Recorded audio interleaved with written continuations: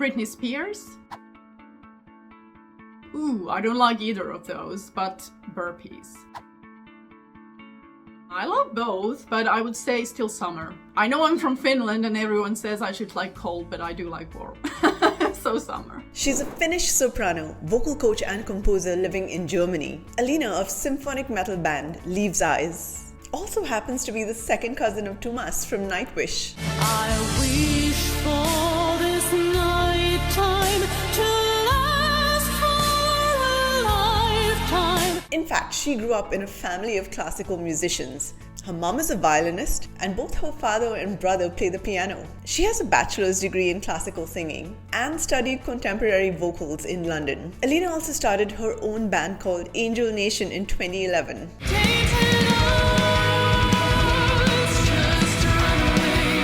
Yes, I definitely was. I was one of those kids who were always jumping around, literally. My bravura was always imitating a dog or a frog hop or something. I was running around and chasing other kids and also doing a lot of sports, running, jumping. I even went to a sports club for a while. So yeah, I really liked it. And then went also into horse riding later, and it was always encouraged by my family, but nothing like too serious, but I definitely always loved it. I had pretty healthy food, but no, nothing fanatical. It was normal home food, and I've always loved sweets, so I can't pretend that I didn't eat any sweets, but I had a candy day, which was I think a savior for my teeth and everything. So once a week I would have a little bit of money to buy some candy, and otherwise it was pretty healthy. We didn't really drink any juice or sodas or anything like that. So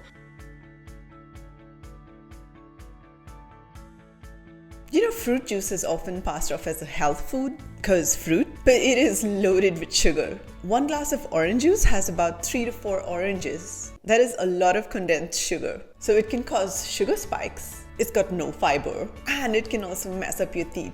Better to eat a whole orange. Break through the thunder, fight for the light, it's time to the sign of. I think in my early years, I wouldn't say I had eating disorders or anything. To be honest, I think the social media and all the Instagram and everything has really made that worse. I'm pretty happy that I grew up in that time that there was no internet, no Facebook, no Instagram, nothing. So obviously, as a human being, I think we always have some insecurities, but it was nothing like it's, I think, nowadays. It was always just being healthy and being functional, like with the body and everything as it should be.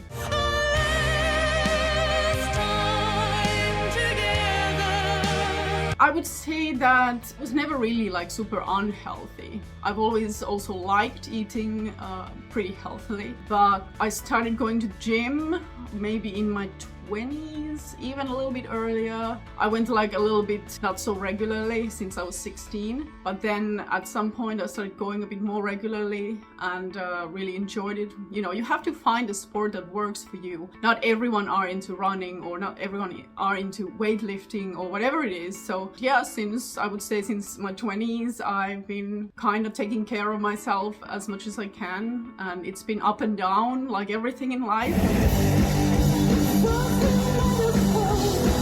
I have never smoked. It's something that I struggle to understand. It's like everything. Maybe I always try to compare it to, I like chocolate or something, and maybe it's that kind of addiction, but I just never liked it. I never was intrigued by it. Drinking, I drink alcohol, but not so much. That's also for special occasions. I don't need it. Especially on tours, I don't really drink. I mean, of course, sometimes there is a day off or something and we all have a little bit of fun together. The guys will know that as well. But no, I can't really drink. It's too much of a pressure, too much pressure for the body as well. It just can't function, my voice and everything. I need to not drink when I'm singing, so that's a better option for sure.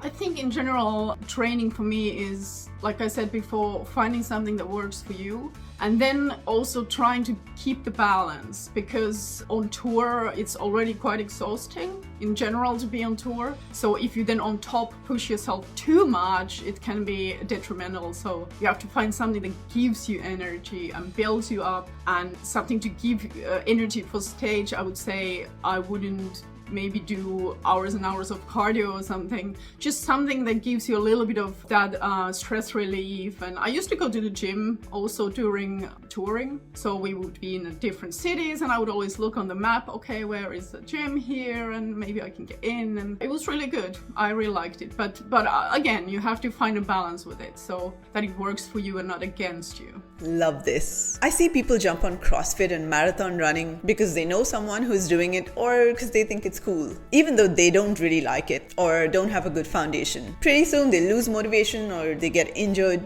So choose something that makes you feel genuinely good after, where you don't feel drained or you're not getting sick. That's the whole purpose of exercising, to feel better, not worse. Yeah, that can be actually quite difficult, stay healthy on tour, but depends where you're touring, how is the catering, what is being given to you in terms of foods. Sometimes it's really great, so there's no complaining, or it's very easy to be healthy. Sometimes it can be a bit more challenging, so then you have to try and find ways to also find something a little bit more healthy to eat, and not only bread and stuff like that, or pizza and stuff like that. But you know, so far it's been quite good, and you can also go to the shops yourself and maybe buy something, so it's not so difficult. And also keeping fit in general, you can find ways. You can also bring something with you. I have I like them, these rubber bands that you can put in a door, so I was considering maybe bringing them next time, so you can do really nice upper body movements with those. And of course something like yoga and stuff like that, you can do it pretty much anywhere. But like I said before, also gym is an option. Almost in every city there is something you can find, and if you can just go once and do your thing, then that's perfect. And maybe they even have a sauna, so that's definitely an added class. So fun fact, I used to be a flight attendant, different countries every month. And instead of ordering room service or eating out at restaurants, which can be expensive and pretty unhealthy, I did what Elina does. Walk to the local supermarket wherever in the world I was. I'd get tuna tins, roast chicken sometimes, ham, salad bags, and fruit. Sure, I've had some injuries, I would say, related to overtraining. So that comes back to this balance. So you need to find a balance that you don't overdo it. Especially during the pandemic, when I was training at home, I think I was kind of pushing it a bit too much and got some sort of injuries, which I'm dealing with even now a little bit. So you have to be careful with that. Now, I wouldn't say directly related to performances, but yeah, sure, I've had to sometimes perform when I was not top form. So I was a bit ill. That was giving me some problems later on. So all that kind of thing you have to take in consideration, and just take care of yourself, both psychologically and physically. Nothing too crazy, but I would say, yeah, I want to have if possible, certain amount of time to prepare myself, also physically, makeup and hair and stuff like that, dressing up. And then I want to have a moment to warm up. I always want to warm up my voice and just kind of get into the zone. So I might be a little bit quiet before the show, but it depends. When you have really long tours, then sometimes routines go a little bit out of the window, and I've had to perform in such different circumstances. Sometimes I had no time, we had to rush to the stage almost, and in ideal situation, yeah, I would have a bit of time for everything and just take my time and not rush and have calm moment. I think you have to just get into the right headspace also, which helps. I would say that I definitely see the benefits of training and eating healthy, because obviously it gives you more energy, it gives you stamina, which you really need on stage as well, because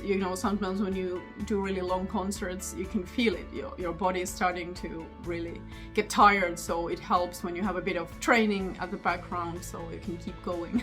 I would notice a difference if I would suddenly then eat all crap and not do anything. I hope that doesn't happen, so I don't have to experience it too much. One of the things symptoms is of course when you, again, not top form, so if you're a little bit ill or something, then yeah, you notice it of course. So all this kind of stuff affects your body and then the performance as well. Leaves us is full of adventures and stories. Yeah, so this is the thing I was actually talking about all the time, finding the balance. I love many type of sports and stuff, but I would say at the moment, or for a long time, my favorite is definitely weightlifting. So I like to do just home workouts since the pandemic, all kinds of workouts. So I've found some really good online lessons also that I follow that keeps me moving and keeps me pushing myself a bit. And then I like also gentle stuff like cycling. I cycle a lot, and just walking, going into the nature, that really, I like that as well. And then yeah, I used to do horse riding, not so much anymore, unfortunately. But yeah, I would say that's my favorite. So not so much running, or I also have some problems, so I can't do so much running, or also swimming and stuff like that. Maybe not so much my thing, but weightlifting and even cardio, but just different kind. Okay, so that explains it. There is no doubt that Elina lifts. Look at her arms. But those quads are so hard to build. So she's not just lifting weights, she's cycling. Those are cyclist quads. Cold revenge, it burns like gasoline. That depends a lot actually. If I'm at home, if I'm not at home, how's my schedule? Is it really busy, or do I have more free time? If I would just be at home in my normal environment, I would say maybe 2 to 3 times a week I would do a workout. And then I also cycle a lot. I cycle everywhere, so that kind of gives me the cardio I need. And to be honest, singing is also physical activity, so you can definitely notice when you sing the whole day or teach that you've done something. So then you have to again be careful not to do too much, so you exhaust yourself, and then it starts to kind of turn against yourself. When I do these online lessons, there's usually music included, so that's what's coming from there, so I don't really choose it. If I would go outside, I often decide actually not to listen to anything. This sounds maybe weird, but I like silence also a lot, especially when I'm teaching all day or singing. Then I have so much music around me all the time, so I really crave also silence and peace. So when I work out, I don't often listen to anything. That just works for me. So for those of you who watch my video on best workout music, I explain how some bodybuilders prefer silence while training so they can focus on mind-muscle connection, because music can be distracting. Another issue while training is that blood is actually flowing away from your ear towards the working muscle, and this leaves ears, not leaves eyes, vulnerable and open to damage. So I get it. That's also about a balance, I think, again. So I don't like to restrict myself too much. Recently I've been doing a little bit of this intermittent fasting, which really works very well for me, for my digestive system. And I try not to eat the foods that I know will give me, problems or painful stomach or stuff like that. Cravings I definitely do have. I love my candy day. I'm always waiting for it. So yeah, I like ice cream, chocolate, all kinds of stuff. Try not to eat sugar every day, so that's definitely something I'm trying to do. Yeah, follow in general healthy lifestyle, and then not being too strict. I think that's the best.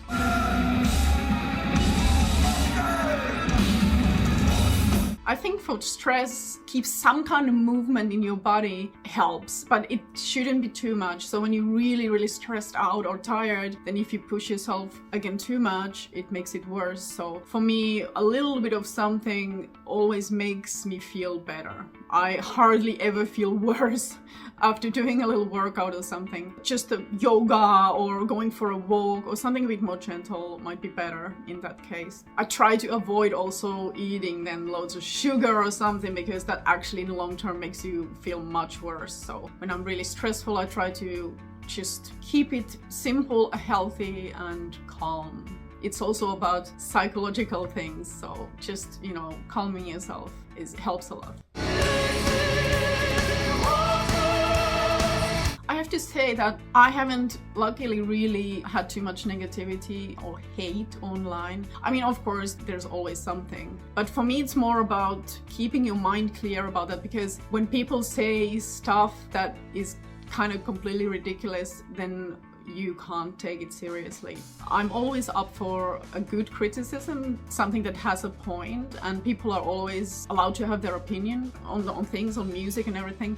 But when it's something that just doesn't make sense or is just ridiculous or whatever, then, you know, it's easier to just brush it off and go like, okay, well, I think these people have their own problems. That's what you always have to remember, and they want to have a certain reaction. There's no point getting into that. But I mean, I've been really lucky, I have to say. I think the contacts I have online, fans and everyone, they're really, really nice, and I love to interact with them. They are the base of what we do as a band, so we need these fans. They are our livelihood, and they are why we do this music, and I appreciate everyone so much. I think I've been pretty lucky with that.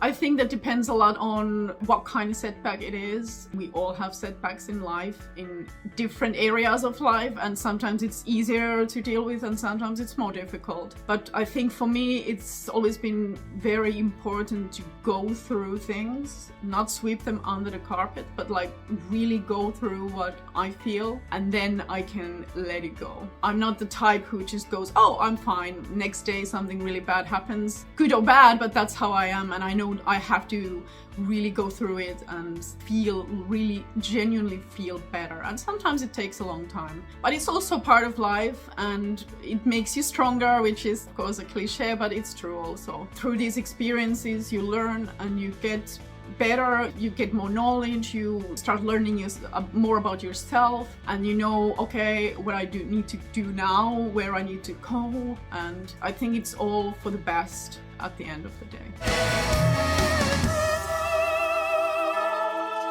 I think we all need to take a step back and look at the world that we're living in. Let's say in the social media, in terms of nutrition, in terms of everything, we've come so far from what is natural for us that I think it's a little bit scary sometimes. I think it would benefit us a lot to step back and go back to the basics and look at what do I really need, what's good for me, and what's gonna make also the living environment in general better for all of us. Like I said, throughout this interview, there's a lot of hype and superficiality going on nowadays with all these social medias and everything, and even nutrition. I mean, we have all these crazy stuff, processed things that are just really bad for us, and basically there is no benefit from that at all. And keep moving, we are in front of our phones and computers all day long. So I hope that people take a moment also to step back, go back to the basics, and start taking care of themselves, and I think we all can be a little bit happier. What a great message. Back to basics. Now, question for you. What was your biggest takeaway from this interview? Let me know in the comments. If you enjoyed this one, go check out my fitness interview with the gorgeous Jade from Frozen Crown right here. Thanks a lot. It was really my pleasure.